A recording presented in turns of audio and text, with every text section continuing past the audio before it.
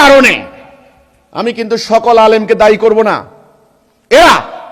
এরা নানান ধরনের ফেরকা তরিকা ছোটখাটো বিষয় নিয়ে পুরো উম্মাটাকে টুকরা টুকরা করে দিয়েছে।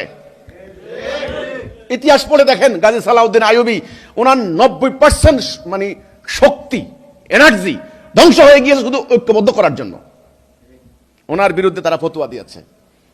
আজকে আমার দশা সেটা হয়েছে। সারা বিশ্ব জোড়া মুসলমানদের উপরে আগ্রাসন চলছে, তাদেরকে ঐক্যবদ্ধ করার জন্য মাঠে নেমেছি। মুসলমান তরুণরা আজকে জাতীয়তাবাদী আন্দোলন, গণতান্ত্রিক আন্দোলন, বাম আন্দোলন, মানুষের তৈরি আন্দোলন করতে গিয়ে নিজেরা মারামারি করছে।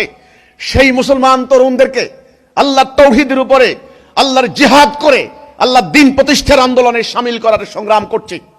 মুসলমান নারীরা যেখানে বেজ্জত হচ্ছে, সেই মুসলমান নারীদেরকে আমি রণাঙ্গনে নিয়ে যাওয়ার জন্য সংগ্রাম করছি, পরিশ্রম করছি। আপনারা নেমেছেন আমার বাড়িতে হামলা করার জন্য, তো হামলা করেন,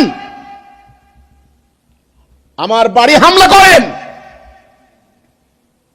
কিন্তু আল্লাহ রাব্বুল আলামিনের লানত থেকে আপনারা বাঁচতে পারবেন না।